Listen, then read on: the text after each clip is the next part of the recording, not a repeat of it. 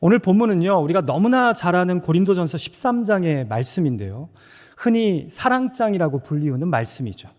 그런데요, 우리는 이 사랑장의 등장 이면에 사실은 하나님의 영인 성령님이 계심을 발견하게 됩니다. 우리가 12장을 보면요, 사도 바울이 갑자기 다양한 은사를 주시는 성령님에 대해 이야기를 하면서 말씀의 은사, 믿음의 은사, 그리고 방언과 예언의 은사 등을 이야기합니다.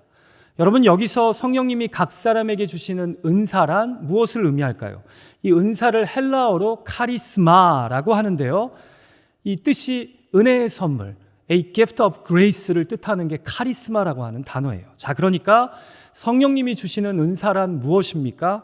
각 사람에게 거저 주시는 선물입니다. 선물.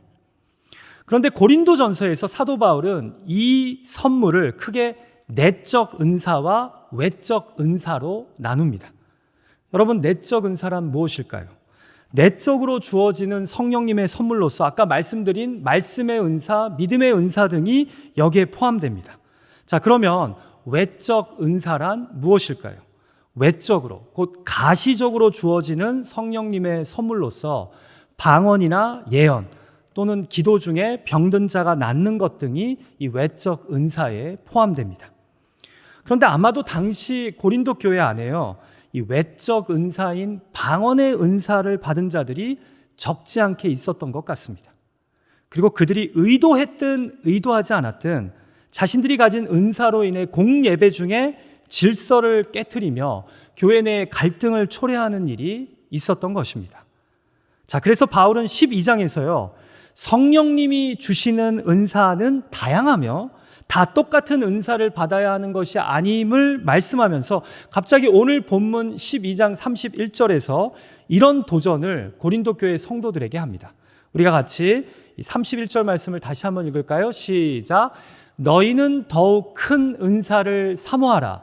내가 또한 가장 좋은 길을 너희에게 보이리라. 무슨 뜻이에요?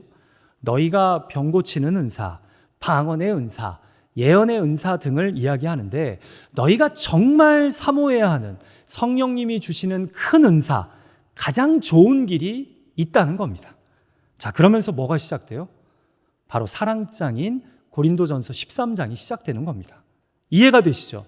자, 그러니까 바람처럼 불처럼 우리 가운데 임하셔서 우리를 감동시키시고 위로하시는 성령님이 우리에게 주시는 최고의 은사, 곧 선물이 무엇입니까?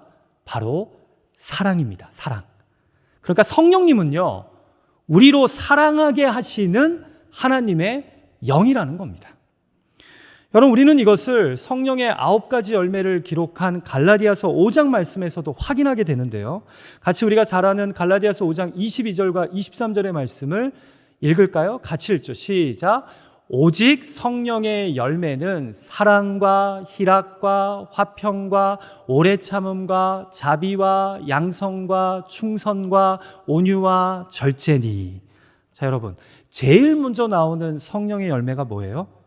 사랑입니다. 그러니까 성령님이 주시는 내적 은사 중에 제일 먼저 등장하는 게 사랑이라는 거죠. 얼마 전에 제가 이 말씀과 관련해서 매우 흥미로운 해석을 접했는데요, 여기 이 갈라디아서 본문에 사용된 성령의 열매에서 열매를 뜻하는 헬라어 단어가 카르포스라고 하는 단어인데요, 이 본문에서 이 단어가 복수로 사용되지 않고 단수로 사용됩니다. 여러분, 생각해 보십시오. 9가지 성령의 열매니까 복수가 사용돼야 되는 건 아닙니까? 그래서 성령의 열매는이 아니라 성령의 열매들은 이라고 이게 사용되어야 되는데 여기서 단수가 사용됐단 말이에요. 그래서 학자들 중에 일부 이런 주장을 하는 분들이 있습니다. 원래 성령의 열매는 9가지의 다른 종류가 아니라 제일 먼저 등장한 사랑인데 이 사랑이 8가지 다른 형태의 열매로 드러남을 본문이 알려주고자 여기서 단수를 썼다라는 거예요. 이를테면 사랑이 화평과 오래 참음으로 드러나고 사랑하기 때문에 다른 사람들과의 관계에서 온유와 절제로도 드러난다는 겁니다. 그래서 사랑이 더욱 큰 은사요, 가장 좋은 길이라는 거죠. 그래서 저는 오늘 성령의 바람 불어와 그 4번째 시간으로 사랑하게 하시는 성령님에 대해 함께 묵상하고자 합니다. 왜냐하면 성령님이 우리에게 주시는 가장 큰 선물이 바로 사랑이며 하나님의 영이 충만하게 임한 곳에는 다른 어떤 것보다 사랑이 넘치기 때문입니다.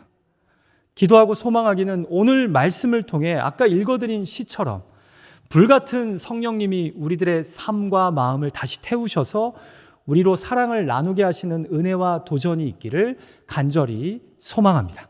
자, 성령님의 영적 은사 중 왜 사랑이 가장 큰 은사이자 좋은 길입니까?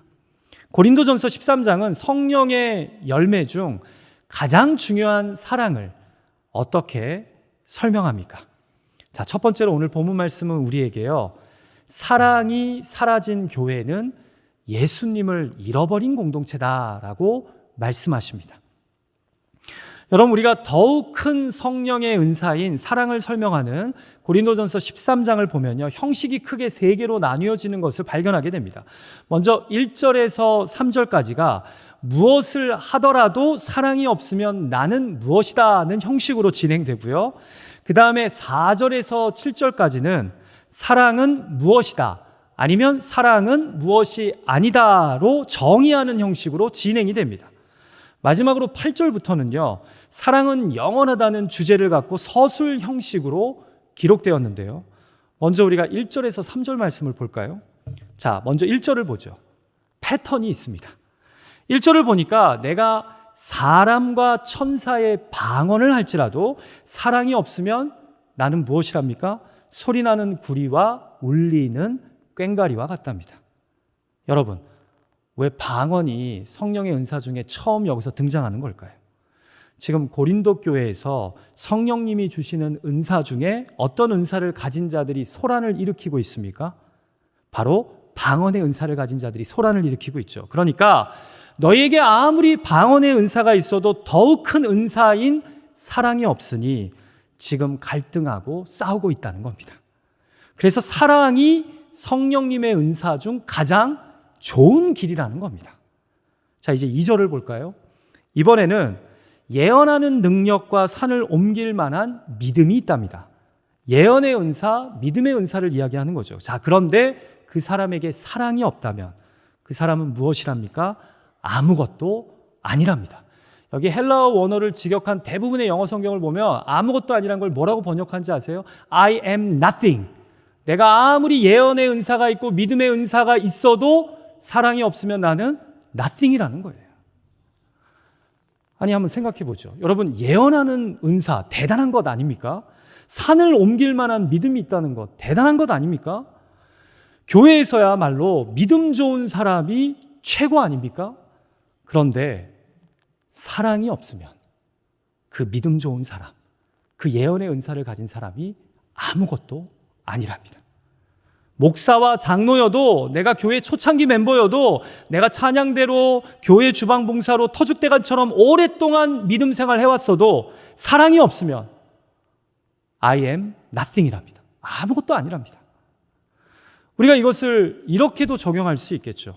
내가 아무리 내 분야에서 사업에서 실력이 있고 능력을 인정받고 아는 것이 많아도 그리스도로서 나의 일터에서 내게 사랑이 없다면 나는 아무것도 아니라는 겁니다. 자, 이제 3절 말씀 볼까요? 이번에는 내가 모든 것으로 가난한 자를 구제하고 또 내 몸을 헌신적으로 내어줘도 사랑이 없으면 나는 어떻답니까? 나에게 아무 유익이 없답니다. 영어로는 이런 뜻입니다.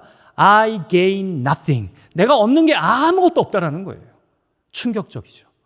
그렇게 열심히 선한 일을 많이 했고 교회에서 헌신하고 봉사했는데도 사랑이 나에게 없으면 실제 내가 얻는 유익이 아무것도 없답니다. 사랑하는 예배자 여러분, 근데 제가 여러분에게 이런 질문을 던지고 싶어요. 사랑 없이도 착한 일을 하고 사랑 없이도 헌신하고 봉사할 수 있나요? 있죠. 보이기 위해, 나의 명예를 위해, 다른 목적을 위해서 그렇게 모든 것을 내어주듯 헌신하고 선한 일을 행할 수 있죠. 그래서 조심스러운 이야기지만 건강하지 않은 교회에서도 이런 모습들이 종종 등장합니다. 재직이 되기 위해, 담임 목사가 되기 위해, 열심히 헌신합니다. 그런데요, 재밌어요. 되고 나면 그 다음부터는 안 합니다. 실체가 드러나는 거죠. 나를 다 내어주는 헌신이었었어요. 너무 선한 일, 착한 일에 열심히 참여해요. 근데 사실은 사랑 없이 하고 있었던 거예요. 다른 목적 때문에. 여러분, 이것을 가정에도 적용할 수 있겠죠.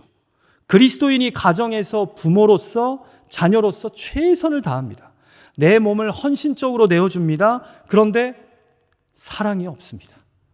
의무감입니다. 억지입니다. 마지못해 합니다. 그러면서 겉으로는 웃습니다. 그러나 웃는 게 아닙니다. 자, 그러면 뭐라고요? I gain nothing.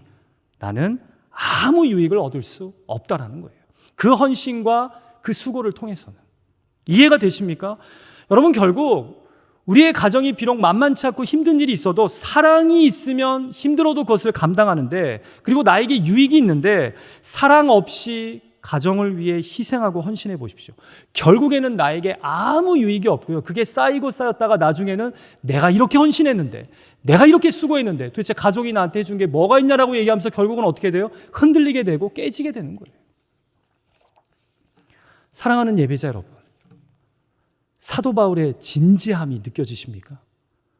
우리 그리스도인들에게 사랑이 없으면 방언의 소리만 번지르한 울리는 구리와 꽹과리에 불과하고, 우리 그리스도인에게 사랑이 없으면 예언과 믿음의 멋진 모습을 보여도 사실은 아무것도 아니요. 우리 그리스도인에게 사랑이 없으면 아무리 구제하고 봉사하고 헌신을 많이 해도 나에게 아무 유익이 없답니다. 한마디로 사랑이 그리스도인의 삶과 신앙의 핵심이요, 성령님이 주시는 은사 중에 가장 중요한 은사라는 겁니다. 여러분, 저는 본문에 사랑이 없으면을 하나님이 없으면 또는 그리스도가 없으면이라고 생각합니다. 여러분, 하나님이 없는 교회, 예수님이 사라진 교회 상상이 되십니까? 그런데 뜻밖에도 오늘날의 교회, 이런 교회들이 점점 많아지고 있지 않아요? 여러분, 왜 사랑이 사라진 교회가 예수님을 잃어버린 공동체인지 아십니까? 먼저는 성경이 하나님은 사랑이시라고 말씀하기 때문입니다. 더불어 하나님의 사랑을 보여주시기 위해 이 땅에 오신 분이 예수님이요, 그분의 십자가 사랑이라고 하기 때문입니다. 같이 요한일서 4장 8절에서 10절까지의 말씀을 한번 읽어볼까요? 같이 읽죠. 시작. 사랑하지 아니하는 자는 하나님을 알지 못하나니 이는 하나님은 사랑이심이라. 하나님의 사랑이 우리에게 이렇게 나타난 바 되었으니 하나님이 자기의 독생자를 세상에 보내심은 그로 말미암아 우리를 살리려 하심이라. 사랑은 여기 있으니. 보십시오. 하나님은 사랑이시랍니다. 그리고 그 사랑을 보여주시기 위해 예수님이 이 땅에 오셔서 십자가 지심으로 우리를 살리셨는데 그곳에 뭐가 있답니까? 사랑이 있답니다. 거기에 사랑이 있답니다. 사랑하는 예배자 여러분, 죄송하지만 실로 그리스도인인 우리의 삶과 공동체 안에 사랑이 없다면 우리는 예수님을 잃어버린 이름뿐인 그리스도인이요, 교회라는 겁니다. 저는 개인적으로 이 본문 3절에 사랑이 없으면 내게 아무 유익이 없다는 이 말씀의 메시지 성경 번역을 좋아합니다. 아니, 충격적으로 받아들입니다. 이렇게 적혀 있어요. 사랑이 없으면 나는 파산한 사람이다 다름없습니다. 우리 모두가 사랑의 훈련장에서 넘어지고 쓰러지기에 이 말이 너무 아프고 세게 다가올지 모르겠습니다. 그러나 틀린 말은 아닙니다. 사랑이신 하나님, 사랑을 보여주신 예수 그리스도의 십자가를 믿는다는 우리가 가정과 일터, 교회와 관계 속에서 사랑이 없다면 우리는 가짜 신앙의 부채를 안고 파산한 사람과 같다는 겁니다. 그래서 넘어져도 다시 일어나 사라진 사랑을, 잃어버린 사랑을 되찾아야 합니다. 자, 두 번째로 고린도전서 13장은 성령이 주시는 더욱 큰 은사인 사랑을 어떻게 설명합니까? 그리스도인에게 사랑은 감정과 말을 넘어 의지의 행동입니다. 자, 이제 두 번째 형식인 4절에서 7절의 말씀을 볼까요? 이 단락에서는 사랑을 정의하는데요, 사랑은 무엇이다는 적극적인 긍정형과 사랑은 무엇이 아니다는 부정형으로 사랑을 정의합니다. 먼저 본문이 보여주는 긍정적인 정의들을 좀 볼까요? 4절에서 사랑은 오래 참고 온유하며, 6절에서 사랑은 진리와 함께 기뻐하고, 7절에서 사랑은 모든 것을 참으며 모든 것을 믿으며 모든 것을 바라며 모든 것을 견딘답니다. 자, 여러분, 우리가 모든 말씀을 다 상세하게 하나하나 살펴볼 수는 없지만 일단 이 말씀들을 볼 때 뭘 깨닫게 됩니까? 사랑은 명사가 아니라 행동하는 동사라는 것을 발견하게 됩니다. 참아야 합니다. 온유해야 합니다. 기뻐해야 합니다. 견뎌야 합니다.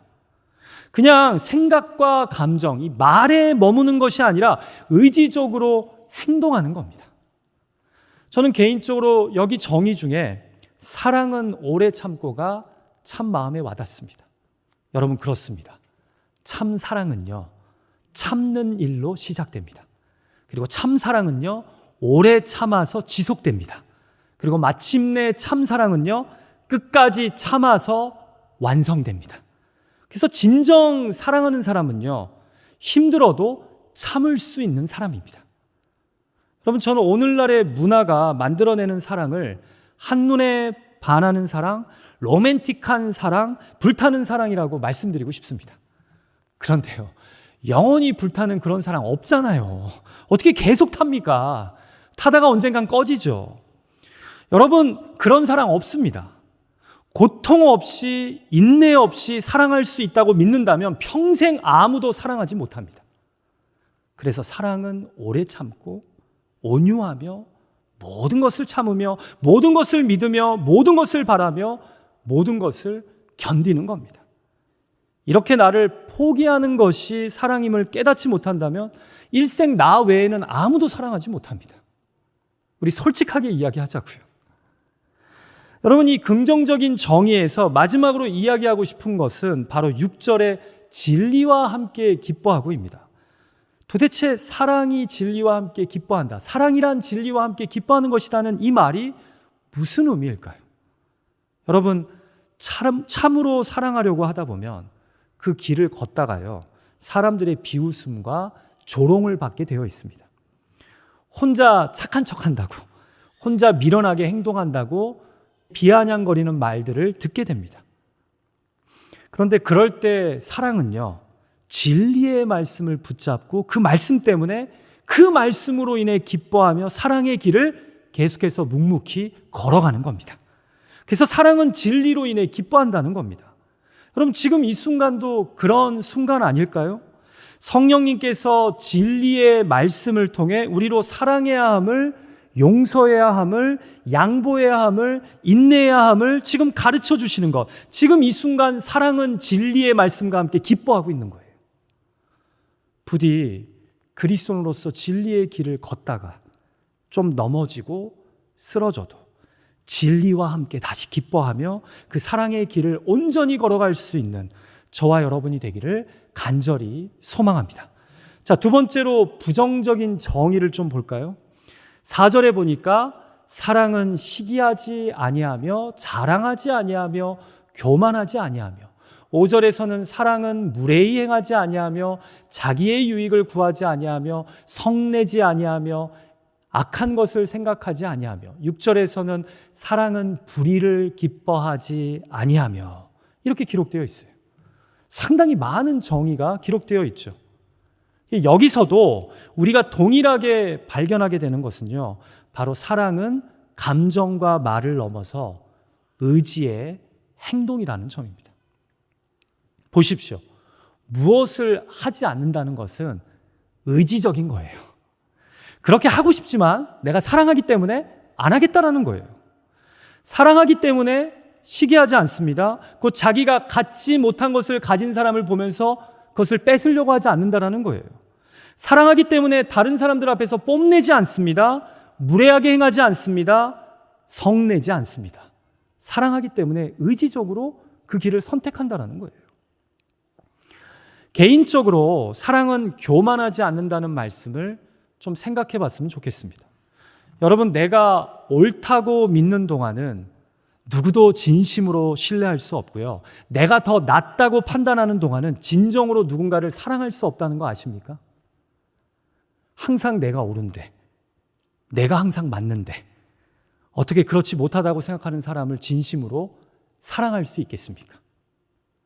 부부 사이의 관계도 일터에서나 교회에서도 똑같아요. 그래서 사랑하는 사람은요, 교만하지 않습니다. 나도 한때 실수했고 저 사람처럼 나도 넘어질 수 있어 라고 생각하는 사람이 그런 사람을 사랑할 수 있는 겁니다. 나는 그런 실수 절대로 안 하는 사람이고 나는 저런 배우자하고는 달라라고 생각하는 이상 누군가를 사랑하기는 쉽지 않습니다. 그래서 사랑은 교만하지 않습니다. 여러분, 지금 제가 하는 이 이야기도요, 교만한 분들이 제일 듣기 싫어해요. 너나 잘하라고, 난 이미 잘하고 있다고. 그런 사람은 사랑하기가 쉽지 않은 거예요. 5절에 사랑은 무례히 행치 않는다는 말씀도 의미하는 바가 있습니다. 여러분, 내가 누군가를 진심으로 사랑하는지 안 하는지 어떻게 알 수 있을까요? 그 사람이 먼저 바뀌기를 바란다면 나를 더 사랑하고 있는 것이고요. 내가 먼저 바뀌기를 결단한다면 내가 그 사람을 더 사랑하고 있는 것입니다. 그래서 사랑은 무례하게 행하지 않습니다. 메시지 성경은 이 부분을 사랑은 다른 사람에게 자신을 강요하지 않습니다 라고 번역했는데요, 참 마음에 와닿습니다. 그렇습니다. 내 기준을, 내 판단을 내려놓지 않고 누군가를 진실로 사랑하기는 힘듭니다. 가정에서 자녀를 사랑할 때도 마찬가지입니다. 일터에서 고용주로서 고용인을 대할 때도, 또 교회에서 서로를 대할 때도 마찬가지입니다. 내가 가지고 있는 기준과 판단을 내려놔야지 사랑이 싹트기 시작합니다. 안 그러면 꼴 보기 싫죠. 저 사람은 다 틀렸고 나는 항상 다 맞기 때문에. 그래서 무례하게 행하기 시작합니다. 그러면서 상처가 더 깊어집니다. 그래서 사랑은요, 감정과 말을 넘어 의지적인 행동이요, 의탁이요, 순종인 것입니다. 자, 마지막으로 성령님이 주시는 가장 큰 은사인 사랑을 성경은 어떻게 설명합니까? 어떤 경우에도 그리스도의 사랑은 결코 실패하지 않습니다. 여러분, 아멘이십니까? 이제 마지막으로 이 8절부터 13절의 말씀을 통해 사도 바울은 성령님이 주시는 가장 좋은 길인 사랑에 대한 마지막 메시지를 나누는데요. 먼저 8절 말씀을 읽을까요? 같이 읽죠. 시작. 사랑은 언제까지나 떨어지지 아니하되 예언도 패하고 방언도 그치고 지식도 패하리라. 보십시오. 왜 사랑이 가장 큰 은사입니까? 예언의 은사도, 방언의 은사도, 말씀의 은사도 다 때가 되면 끝나는 때가 있답니다. 그런데 성령님이 주시는 내적 은사인 사랑만큼은 끝이 없답니다. 다르게 이야기하면 절대로 사라지지 않는다는 말입니다. 왜 그럴까요? 아까도 말씀드렸지만 우리가 믿는 하나님이 사랑의 하나님이시오, 우리의 구원자이신 예수 그리스도가 바로 십자가 사랑으로 우리를 구원해 주셨기 때문입니다. 그래서 사랑은요, 영원합니다. 우리가 죽어 천국에 가서도 마지막에 하나님 앞에서 무엇을 붙잡고 서게 됩니까? 나를 향하신 예수님의 십자가 사랑을 붙잡고 서게 됩니다. 그러므로 사랑은 영원합니다. 바로 그 다음 절에서 바울은요, 우리가 부분적으로만 지금 알고 또 부분적으로 일시적으로만 예언을 하겠지만 나중에 온전한 것이 오면 부분적인 모든 은사들이 끝날 것이라고 말씀합니다. 무슨 뜻입니까? 예수 그리스도께서 재림하시면 부분적인 은사들이 더 이상 필요하지 않게 된다는 겁니다. 그러면서 12절에서요, 지금은 우리가 희미하게 거울을 보는 것 같지만 주님이 다시 오시면, 그 온전하신 때가 이르면 모든 것을 우리가 알게 될 거라고 말씀합니다. 그러면서 마지막 13절에서요, 이 유명한 말씀을 합니다. 같이 한번 읽을까요? 시작. 그런즉 믿음, 소망, 사랑, 이 세 가지는 항상 있을 것인데 그 중에 제일은 사랑이라. 아멘. 이해가 되시죠? 그럼에도 마지막까지 남는 성령님의 은사가 믿음, 소망, 사랑, 이 세 가지일 텐데 그래도 그 중에 제일은 사랑이다. 그러므로 사랑이 가장 좋은 은사요, 우리 그리스도인의 삶을 가장 좋은 길로 인도하는 윤활유와 같다라는 거예요. 그러니까 이 성령의 은사를 사모해야 된다는 거죠.